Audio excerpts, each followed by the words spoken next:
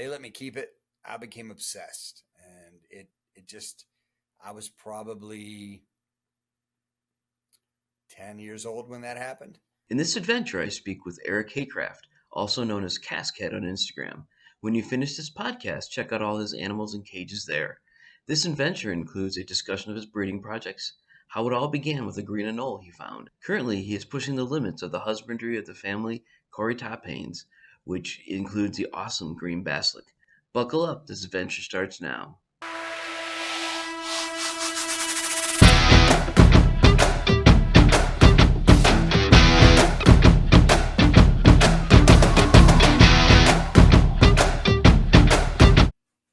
Hello, Eric. How are you? I'm good. Very good. Thank All you. right. Can you introduce yourself to the adventurers, what we call our listeners? Yeah. My name's Eric Haycraft. What would I say about myself? I've been involved in keeping reptiles and amphibians for probably the vast majority of my life. I'm 50 years old now. And I think when I was a young man, I thought that I would pursue a professional career in herpetology. But life took me in a different path.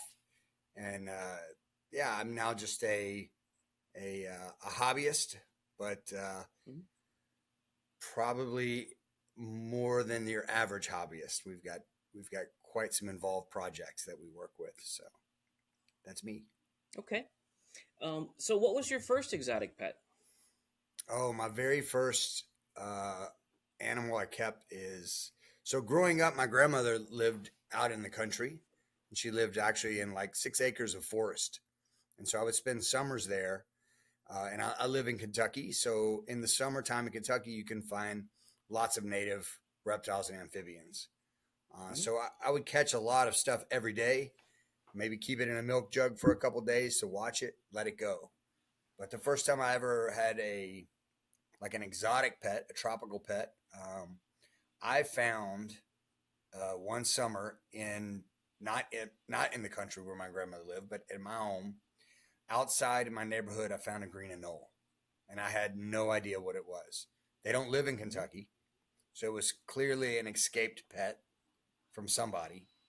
My stepmom was super fostering of all of me and my siblings. Anything that we were interested in, they pushed us to, explore that till we were content. So as I tried to figure out what this green lizard was, because I'd grown up catching all the lizards in Kentucky, so I knew what everything was. I knew what all the common things you could find were. This wasn't one of them, so I was really blown away by it. So we just took it to one of the local exotic pet stores, and they told us right away. Back then, it was very common for green anoles to be called American chameleons.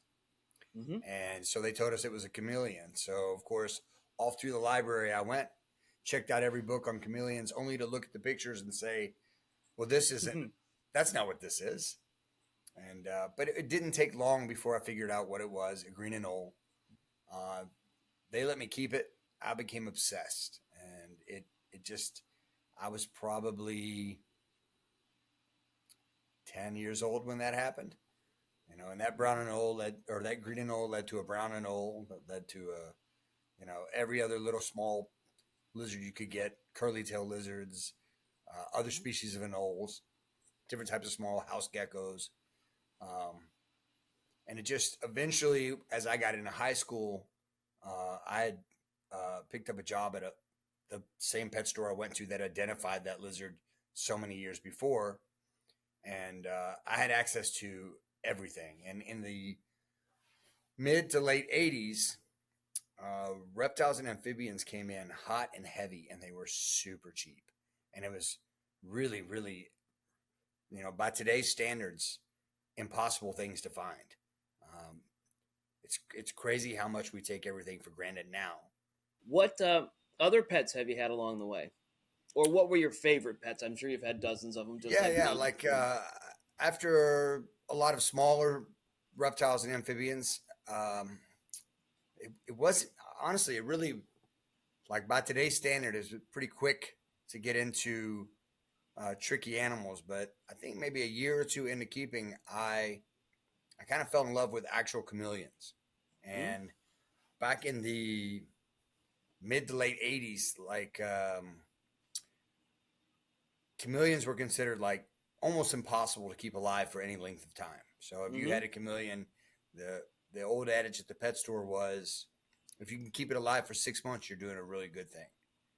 And really, most of the problems, I mean, everybody knows now, is that no one knew anything about where the chameleons were coming from, how you keep them.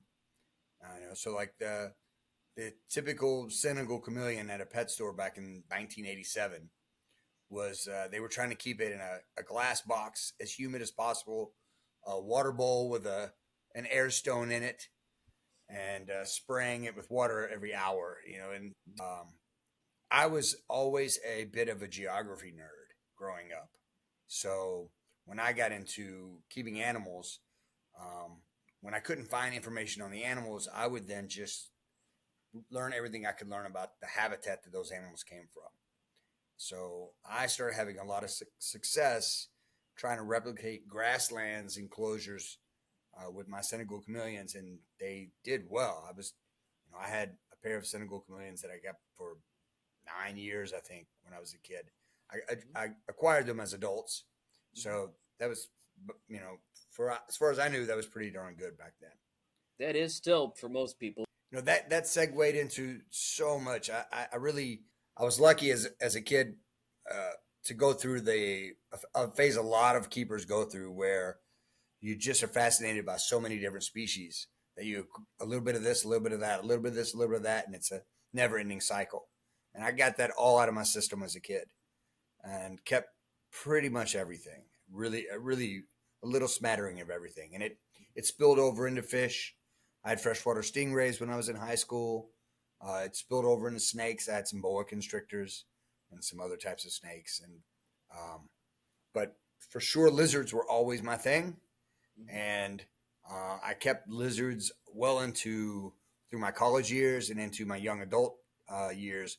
But my actual like career, the way life took me is I'm a kickboxing coach. I used to be a professional kickboxer. I used to travel the world quite a bit for that. And then when I became a coach, I was also traveling the world almost more because all my athletes were competing all over the place. So keeping animals was next to impossible with the travel schedule. So I kind of got out of keeping herps for a big chunk, probably from 2001 until 2009. Nothing at all. I kind of just had left that behind, except because I was traveling the world. I always made it a point to visit every zoo that I could everywhere in the world. So I've been fortunate enough to visit zoos almost on every continent, every country I've been to. Um, and then also give me an opportunity to go out and do a lot of field herping in those places too. So uh, that's pretty cool. In 2009 is when I got back into keeping animals again. My schedule had slowed down a slight bit. Um, and one species that I never worked with in my private collection was basilisks. I always admired them. I used to work at a zoo. We had basilisks there. They We completely dropped the ball with the collection of basilisks we had there. We had a massive indoor um, greenhouse that housed Cuban crocodiles. And the premise when we built the thing was going to be the crocodiles would inhabit the pond basin in the bottom, and the forest above it in the greenhouse we were going to populate with lots of different species of lizards. And it was a ton of fun amassing that collection of animals and actually releasing them into this enclosure. It was fascinating. And then one by one, they would get eaten by the Cuban crocodiles. So basilisk's main defense, if you've ever seen them, they're famous because they can run across water. But they don't just run across water, but if they're in a tree and threatened, they'll jump into water. Anything that hits the water with Cuban crocodiles is gone. So we didn't have them long, and it was always a species that interested me. So in 2009, I was just randomly in a pet store. I didn't have any pets. I just was killing time and walked in, and I saw a plume basilisk in there, a green basilisk, and it was in not the best of shape. And I walked past it, came around again and walked past it, came around again and walked past it, and then I left. And I told my now wife, she was my girlfriend then, that I was contemplating buying that lizard. And she was like, "You're crazy." You know, she had no idea. She knew, of course, because she's been to every zoo in the world with me now, that I had an above average interest in herpetology. But she didn't think anything of it because I'd never kept animals when I met her. And so I did buy that basilisk. And in short order, that one turned into like 6 inside of 2 years because I built a little group around it. Um, and then the enclosure went from, a few smaller tanks to bigger and bigger and bigger enclosures. Um, I got into green basilisks pretty heavy for probably 5 or 6 years. And then I kind of wanted to expand into a few of the other species of basilisks. So striped were very easy. The striped basilisk is the most common one. They're invasive in Florida, but their range is pretty much, Mexico all the way down to Panama. It is the most common basilisk species there is. If you've been to southern Florida, you probably saw them running around there as well. So those are cheap, easy to get. That was an easy one. The other species of basilisk, a lot more difficult to get. Took me a lot of years to acquire what's called the common basilisk. It probably should not be called the common basilisk, but Basiliscus basiliscus. I was able to get some Nicaraguan lines of those. And then many years, and I had a lot of success breeding those. And a few years later, I found some Costa Rican bloodlines that were in Germany. They were captive bred offspring, came to the States. I got some of those. And I love basilisks. I think the thing that when I started when the hobby became larger than just a hobby, when I was suddenly I had offspring that I needed to move. And suddenly when the expense could be somewhat offset by moving those, the small twinges of business started to kick into it all. And the more it's fun at first. If you can produce an animal and sell it and get money for that, that's a great thing. It got a little bit disconcerting because what happens is you'll sell an animal and the people will ask for advice. And you'll give them said advice as the best this is the best advice I can give for these animals. And quite often it's very difficult. The hobby at large, and it's a lot driven by pet stores, does not necessarily cultivate the best care for animals as I see it. So, in my eyes, a basilisk, an animal that can run so fast that it can skim across the surface of water, it needs as much space as possible in captivity. Now, that said, no matter how much space I'm able to give it, it's not that. It's not, a lake. So, but still, there's no glass box you're going to put a basilisk in that's big enough. And so, what I would tell people an adult animal needs as the parameters for care are quite usually not what people wanted to go with. So I kind of, my social media used to be basilisk heavy. And then as I started to feel more and more like maybe trying to convince everybody to appreciate this amazing animal as much as I do might actually be leading to a lot of those animals being bought and not cared for properly, I started to shift to other, I still keep all of those same basilisks. I still produce them. I just don't really I don't advertise them like I used to. The people that know what I'm working with find me, and those are usually the people that are going to provide the right environments for those. But I did shift to other species and genus of that family of lizards. For example, conehead lizards and helmeted basilisks. within the basilisk group, there are proper basilisks. There are Lamanthus, or the cone-headed lizards, cone-headed basilisks even, and then there's the helmeted iguanas or helmeted basilisks. So there's three different genera that make up that family of lizards. Um, what became kind of a bucket list for me was I had so much success with basilisks. Why not shoot for the whole family? How many of the different genus and species could I acquire, keep successfully, reproduce, raise those up, reproduce those again? Um, and it's a very manageable family of lizards. Like, for example, if I said I want to keep all the anoles in the world someday, it's not possible. There's too many. Even if I said I want to keep all of the chameleons in the world, there's too many. There's no way I could do it. Um, but this is a really manageable group of animals, and there might maybe one or two on the list that are just because of regulatory import issues might never be possible. Most of them are possible. We've actually now acquired almost the entire family of that whole Corytophanidae, um, and that's really, it was the perfect solution to my guilt-free promotion of lizards. For example, like the Lamanthus, I think are probably the best pet lizard you could ever have. They are not skittish. They're super bold. They're very hardy. Um, they're communal. They're super intelligent.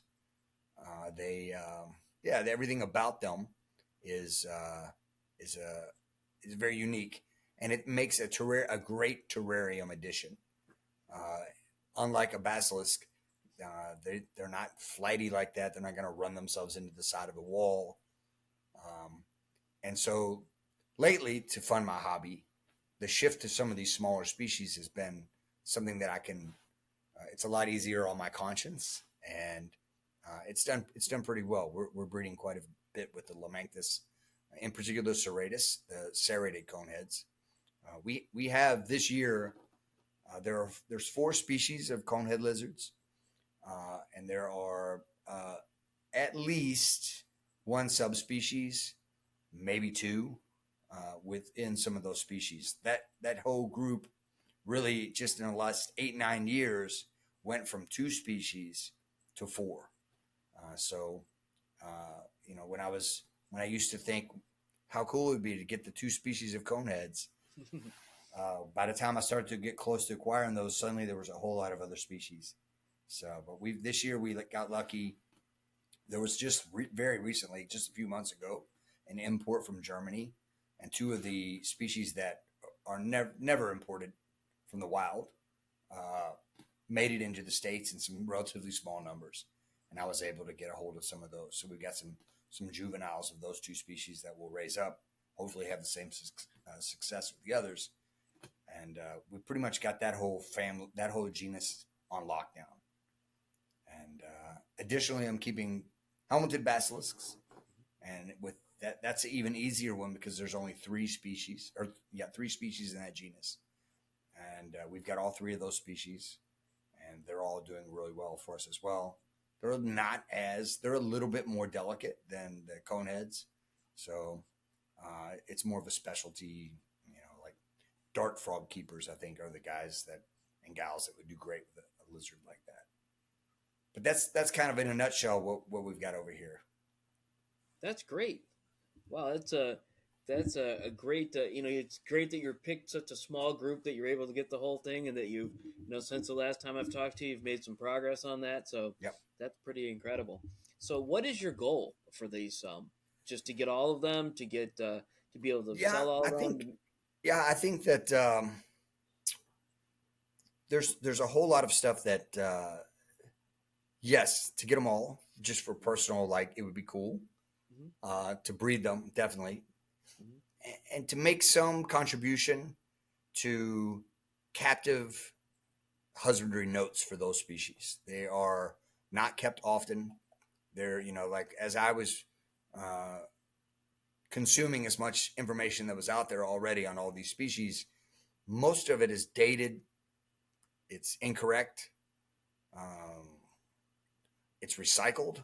There's a lot of people that wrote books from a voice of authority that when I track them down, they were like, oh, they just really copied, what was the common ideas of that time. Um, so I would like to make some, we do a lot of record keeping here with everything from incubation temps and length of time. And, I'm experimenting constantly with exactly how to do my wet and dry seasons. Um, but moreover, uh, just around those species, what I've kind of done the last 4 or 5 years is I'm a big advocate for large natural enclosures. So, for example, I've got a group of 6 serrated conehead lizards in a 6 foot tall, 4 foot wide, 2.5 feet deep, heavily planted enclosure.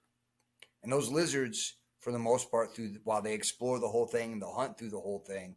They mostly occupy this upper section of the terrarium that is, you know, just several square feet the majority of the time. And it leaves this giant enclosure that could potentially house other things. And I started slowly adding different species to make community enclosures. Only species that would be found where, I have every one of the enclosures that's a primary species. That in this case, the serrated. So in addition to the serrated coneheads in there, there are some species of Scoloporus or swifts in there. We've got red-eyed tree frogs in there. We've got Coleonyx or the Central American banded geckos in the bottom. Um, I'm keeping the helmeted basilisks along with the Walters coneheads, and in the serrated, I've got their Hernandez's helmeted basilisks. So we're mixing in some of those species, and they all occupy a different niche inside of the enclosure, the upper, the mid ridge, the bottom. And for the most part, I've had zero conflict. There are a few species of anoles that I've added in that I had to pull back because there was some conflict with those guys. But really, it made the day in and day out activities of the species the primary species that we're working with. I saw behaviors in them that I would not have seen, I think, if I didn't have this more natural enclosure with all these different species. So, the swifts, they are super active. They're all over the place. They're fast. They're swift. And the coneheads are mostly chill. And it's funny to watch when the swifts have a hyper reaction to something, how the coneheads cue in on what their response is to determine if they need to be aware of anything. And it's not unlike if you have a bird feeder outside. Um, the squirrels that might be underneath the bird feeder eating seeds, they're taking cues from the sounds that the birds make if there's any danger or predators around. So sometimes you'll hear one bird will make a certain kind of call, and the squirrels know what that means, and they're gone.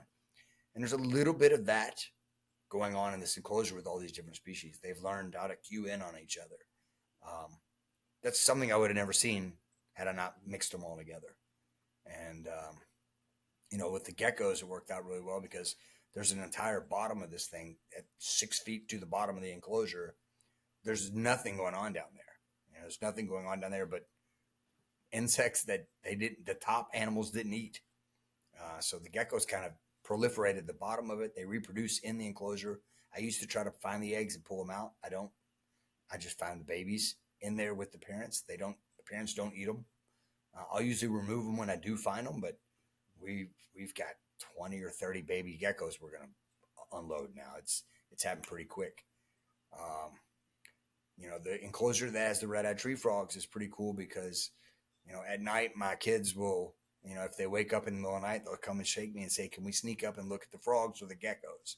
So all the stuff that we look at through the day is cool, but at night we'll get the pin lights out and go up and see the geckos foraging for crickets, and the geckos are everywhere, up in the trees, stuff.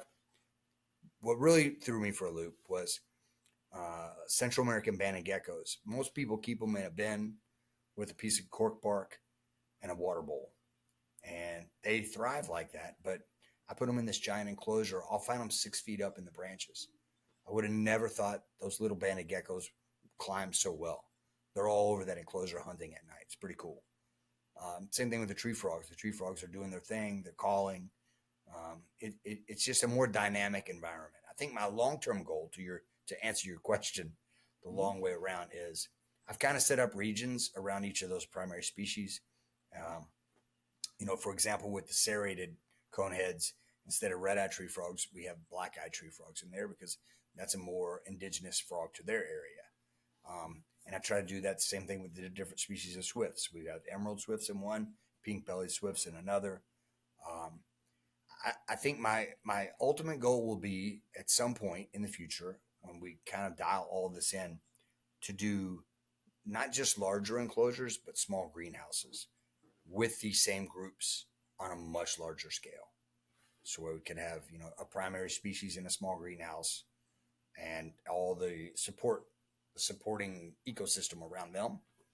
Um, like what I told my wife, like what I can envision is something that there's a bench in each one of these small greenhouses that I can go in and sit on this bench inside of this greenhouse and be amongst these, study them from inside there, and drink a coffee in there while they're doing their thing.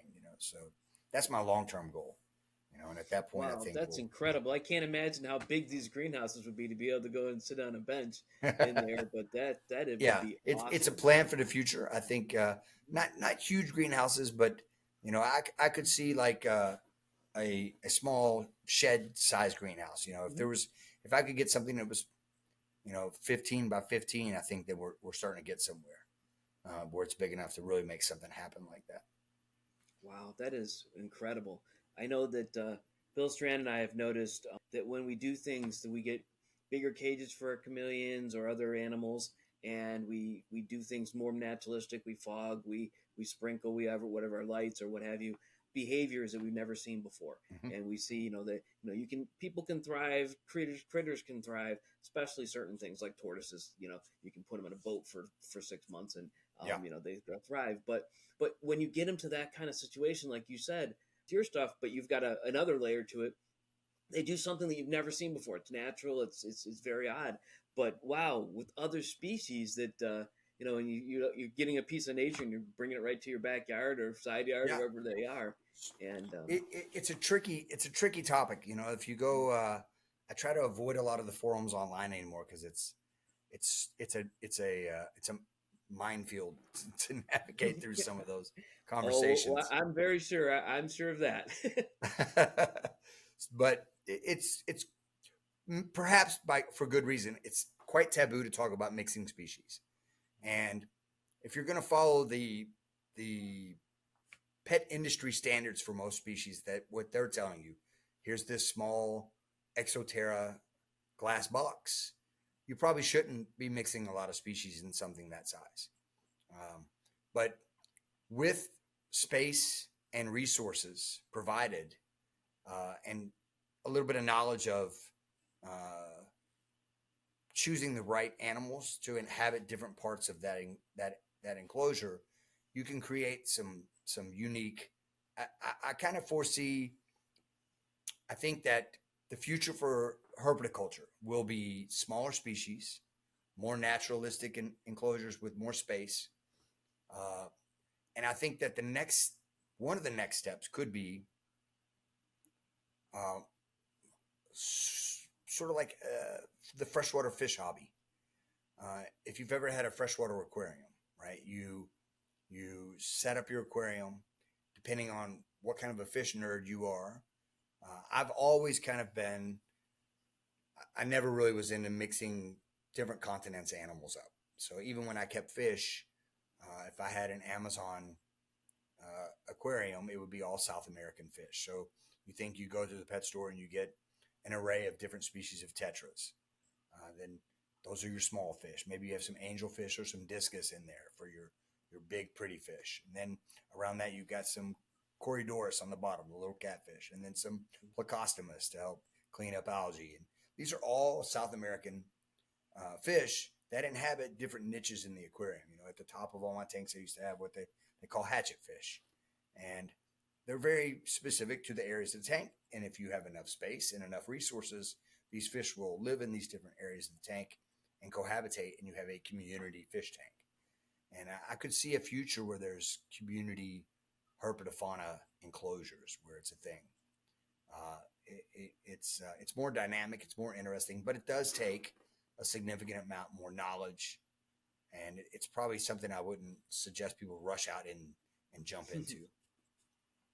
By no means. That's that kind of stuff is very advanced, and you have to actually know what you're doing and not rely on somebody on the internet. We thought when we added all this internet and all this information, we'd be able to get to truth, and it seems like it's gone the other way. Well, I don't know that I don't know. I would say it's gone the other way. I think that it does allow this to happen. It allows, I've met people that share the same interests in species that I work with all over the planet because of that. It's just there's a lot of, anytime you have a platform where everybody has a voice, you've got to wade through a lot of those things. I think for me, the big problem was I used to go in and participate a lot, especially in the forums that were built around species that I was interested in and things that I had a fair bit of knowledge about or experience with. I would more than willingly help. I would be the first person to answer someone's request for help or questions. And I think what over time jaded me and made me the most disappointed was probably 90% of those folks were not genuinely asking questions, but shopping for an answer they already made their mind up for. They already knew what they wanted to do. They already knew they were going to buy the smallest tank they could get and get the biggest animal they could squeeze in there. And they didn't want to hear anything else about it. And you could have that conversation, and inevitably, a year later, 18 months later, they were back. Why is this? What's wrong with my lizard? Why does it look like this? And yeah, we kind of told you this was. Yeah, I know what being part of the chameleon enthusiast and the Jackson chameleon community and the reptile enthusiasts and all those different groups, and being a admin and a moderator in those, I see all that kind of stuff. And this is called Reptile Show Reporter now. So tell me about your experience with reptile shows. It's pretty limited, to be honest with you. Okay. I've never vended a reptile show in my life. I've probably been to, in total in my entire life, like 5 reptile shows. Twice I've been to Tinley. I was just at Tinley just this past weekend. I took my daughter up for a Sunday visit there. Met some of the keepers that I respect and have become friends with. And my kids are all about the animals. They love it, especially my oldest daughter. She's quite taken to it. It's definitely, I think with my genetics, she never stood a chance. It was always going to get her. I don't know. The others are quite fond of it too, but not to the in-depth perspective that my oldest daughter is. She's 6. She just started her own lizard YouTube channel, and it's as a dad, it's a blast for me. So we went up. It was fun to take her there because I have a fairly narrow scope. While I like to look at everything, I'm not super interested in like morphs. I'm not super interested in a lot of the stuff that has been like hybridized or commercialized. So I'm not really a ball python guy. I'm not really a crested gecko guy. Those are the two things that have got the most morphs and the most. For sure. And listen, it drives an industry, and I'm okay with that. I don't knock it. It was never really my thing. And so almost all of the shows that I've been to, the few that I've been, it's like the only thing that's changed is, the shows that I went to 8, 9, 10 years ago were mostly leopard geckos that switched over to crested geckos. Ball python still reigns supreme. And then there's occasionally something that I might be interested in seeing there, some 1 or 2 small things. And I'm nerdy enough that it's still worth it for me to walk around. My daughter and I walked all through Tinley, and I probably stopped and did a double take 6 or 7 times. That's a lot, that's still worth it. It's still worth it. For her, she's seen none of this stuff like I have, so like everything's fascinating to her. And I will say this, at Tinley in particular, the people that are vending there, I think, are probably a step up from most of the small shows. They're more established. They were such an accommodating, welcoming group of people. I was apprehensive about doing something like that just because of if you go into the Facebook groups, like I would never put my kid into those groups. Like the people, it's so cutthroat and over the top. But that's not how the vendors that we encountered there. Everybody was super accommodating, and she had questions or wanted to see stuff, and they wanted her to see it, and they appreciated her interest.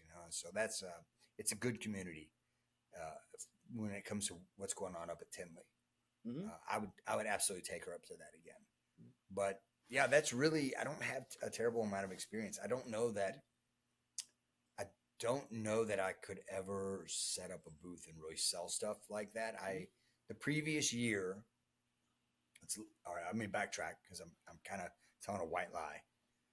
The previous year's Tinley, a friend and I were going to go and just be there. We were just going to go hang out, and Ron St. Pierre had a booth there, and something came up that he couldn't leave his house, so he contacted my friend and said, "Would you and Eric take over the booth? It's paid for," and he and Ron had actually some tegus that they were working on before the Florida ban, and they had some offspring of those. So my buddy said, "Hey, bring some basilisk. We'll set up at the table. We'll see what happens." And so I just brought a small amount of stuff, and we actually sold several of the tegus, sold some skinks.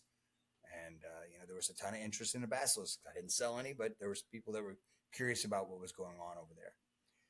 After that experience, I don't know that I could be a show vendor. I think I'm more, what I like is people know how to find me. They know the species that I'm working with, and I can kind of gauge, I can pick and choose and be more selective with who I'm going to sell to through a few internet questions than versus someone standing there with cash at a booth. Mm-hmm. And I like to have that ability. I like to know that this person knows what it is they're buying. Like on Instagram, I'll get inquiries and it'll just simply say, "What do you have for sale right now?" I don't respond to those. If you don't know something specific you're looking for, I'm not your guy.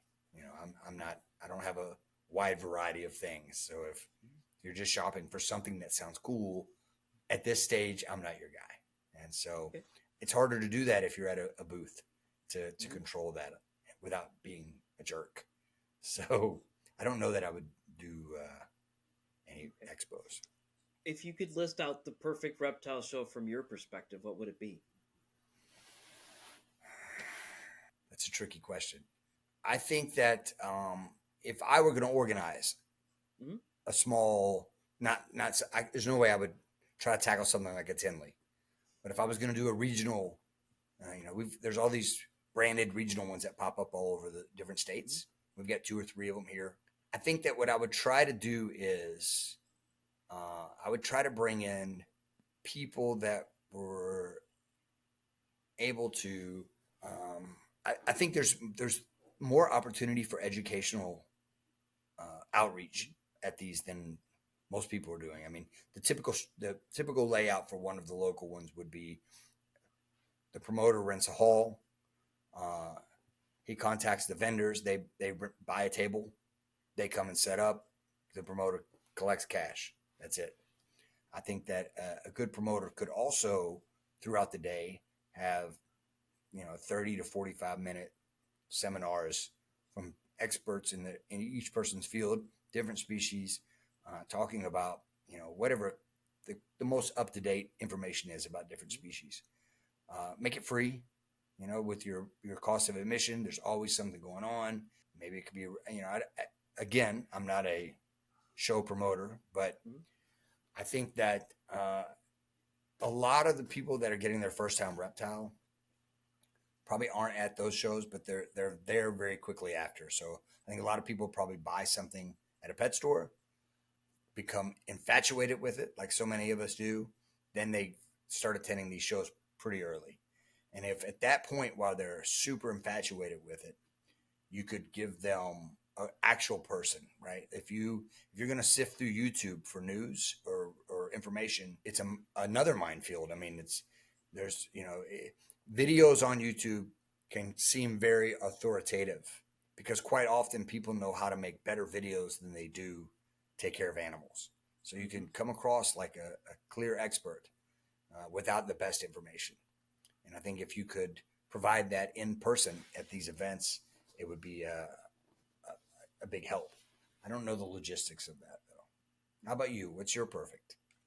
Oh, there's three kinds of reptile shows. There's the local ones that tend to be monthly, and you get your supplies there. You get your feeders. You get I guess that's mostly what I get. You can always get a pet there or whatever. There's the regional ones that are every 3 or 4 months or every 2 months. Those are bigger shows. Those have more stuff. They have more people coming to them. They are more than one day per se, and they might have a VIP pass where you get in early and what have you. And then there's big shows like Tinley. Like there's very little like Tinley. Tinley's a huge show, as big as I've ever seen. It's like twice as big as any others I've seen. And so, if I was to do the little ones the way, I would have less emphasis on people who have wild caughts in lots and lots of different species. I'd have them have only one or two species. I'd have more examples of different types of feeders. That you wouldn't have just one person who sells rats, one person who sells crickets. You give some people some options and what have you. But those you need to just go, and you go and you hang out with the people in the local area, you talk with them, and you spend some time to get to know them over years and years and years. Those are probably where they need to be, except for the wild caught people who they always have like a wall of death. That's what we call it in Ohio. It's Yeah. just a wall where they're wild caught, and they're not gonna, unless you really know what you're doing, you're not gonna make it. And a lot of Yeah. people are buying stuff cheap there. The middle of the road ones, I think they're doing fairly well. I think you would add they don't have any education there though. Education in the sense of you get educated by the single person there, you get educated by what you learn and what you see, but there is no education to that. Tinley, they had Thursday they had a gecko symposium. So they're talking about, and they actually introduced a new Caledonia species that had never been seen in the United States. And so Adeline Robinson, who was the artist who works with there, who actually got married the day before you got there on Saturday night at the auction. She met her husband 10 years ago at Tinley and got married there. That was really neat. My daughter and I went to the auction. She decided we had to go, and I went and I waited in line to get tickets. We stayed 20 minutes, and she just got bored, and we left. And so I didn't even know what was happening. So I'm like, well, wow, I missed your wedding. It was like last night. They have a lot of educational stuff, but still, it's a very large show. And it's a huge show. I don't know how you. I mean, I was there 2 days. I wasn't there early, but we just took it in break parks, and the VIP there was incredible because you were able to get there early, and the crowd wasn't so big. You were able to talk to everybody. Actually, Sunday when they had the VIP and the vendors come in at the same time. I don't know if you did that or not, but it was great because they were just setting up. So you saw what they did. You got time to talk to them, although they were trying to get ready for the 11 o'clock. It was at 10. So I think there's three types of shows. And so to make the little ones better, it would be less of the wild caughts and more cages and things like that. Like I got my hedgehog, but we got it with the whole package. It came with the cage, everything. It's food. It came with its heat thing. It came with its. They don't need UVB, so it came with all this other stuff. And all we did is go home and build it and put it in there, and it was like good to go. Now, if you get a big snake or something, you're not going to get a whole cage. But some of them, but it's just that would be really neat if they had that. The medium-sized ones, I think more education there. They're 2 days. Why not have something the night between? Why not have something you could go to, something the day before, and what have you? Tinley, I don't know. I think Tinley should happen more often. I don't know. You could do it just in the sense that you could get a little bit more of people. People go there for 10 years. They know each other. Everyone knows everyone. But you have to be there a lot because it's only twice a year. I guess I really haven't answered it completely, but I would say they should start later and go longer. But that's just because I'm not a morning person. Yeah. I get up in the morning because I have to, and I do what I need to do. My dad always said, I never woke up before noon, no matter when my body got out of bed. But that's the other thing was when I was a vendor, I vended at the Cleveland show, which is the Medina. And I did it only for 10 months. because I just got tired of the whole thing. Like you said, I was selling so many more chameleons online, and I sold like a couple each day that I was there online, and I only sold one, maybe two at the show. And you're like, why am I here sitting? And and when I didn't have a second person to help me out or anything like that, Yeah. you couldn't go to the restroom, you couldn't get food, you were sitting for 8 hours, and I couldn't enjoy the rest of the show. It was like I couldn't leave my booth, and because I would miss a sale. I really like the perspective of being able to enjoy the show, talk to all the vendors and what have you. But I'm still working on the perfect thing. I think it would be an actual convention where you brought all the breeders together, you brought all the people together, kind of like, what is it, Reptile Con or something it was down in Florida. They had the second one in September. More like you would actually bring the animals to those too. You would have people who actually know what they're doing, the breeders, and you have the people who want to learn about it. You get them all together, you put them in a room, you have classes, and then you have what would be a vendor hall kind of thing, kind of like a national convention for different organizations, where you have a vendor hall where you just go to buy stuff, and you buy parts and pieces and what have you. But then you have classes where you could go and do that. That would be perfect, ideal. I just don't know how we get to that point, and what would it cost, and what would people pay for it. Yeah. So actually, I've talked that through right here, because I every time I answer this question, it gets different. But I've been to so many shows over the last year and a half now that I'm doing that as a as a hobby type thing, to quell my number of species I have, because I'm at a point where taking care of them takes a lot of time. You can't give 50 different species the right care. Yep. You just can't. You can't. Yep. You can maybe 7, 10, if they're the same type of family but you can't choose 50 different species. Even within chameleons, there's 212 chameleon species. So I didn't really answer, but I'll work on that. That's a clear answer. It's a very clear answer. I don't think we're too far off of the same thing. I mean, I agree with you. Anything else you want to tell our adventures about you? This is supposed to be all about you. Yeah, well, none of us are that different in the hobby, I think. So it's kind of universal, like I think, I think we've covered almost everything that I'm working with. I mentioned like, I didn't really enjoy like the Facebook groups so much anymore, but what I have really doubled down on, and I'm pretty fond of, is Instagram. Mm-hmm. It's a much simpler. It's about images and videos. I post daily for all my projects on there. I'll hashtag out like the stuff that I'm working with, but sometimes I don't even put a comment to it. It's just, I'll let the images or the videos speak for themselves. And I found like the contacts that I make that way are much more substantial. I've enjoyed that quite a bit with Instagram. So where did people find you on Instagram? I'm at cask-headed, like cask-headed lizards. So at cask-headed is my Instagram handle. Do you have a website where people can reach you, or an email? We have a website. Yeah, it's basiliskLizards.com. Mm-hmm. Do you spend a lot of time there? Or do you have your things that are available there, or not really? Not much. Really, what happened was, like, if we didn't have the social media footprint at all, probably a website would be more substantial. But with Instagram, I'm not going to update a website every day, like with the ease of Instagram. So, and the reach. I mean, if you had anybody that's interested in any of the species I'm looking at, probably already follows the hashtags I'm going to use. They're going to see the images. They're not going to then go to the website. They're going to reach out right away through the app. So it almost negates needing a website. I think maybe at some point when we're selling, if we're selling more animals, we might need a website people could order from. But even then, I mean, now if you don't go to Morph Market or stuff like that, then, I don't know. We've got the website. I don't do much with it. Instagram is the main place for everything for me. Some people think that you need a website because if Instagram stops allowing animal sales or allowing animal pictures, or particularly Facebook is terrible about that. They'll take down a website your cages are incredible. They are just amazing. They are, and I haven't even seen some of the more recent ones. So, and we talked about the lights that would turn on at different times and different ways and doing things. And most people put a basilisk in a 125-gallon tank.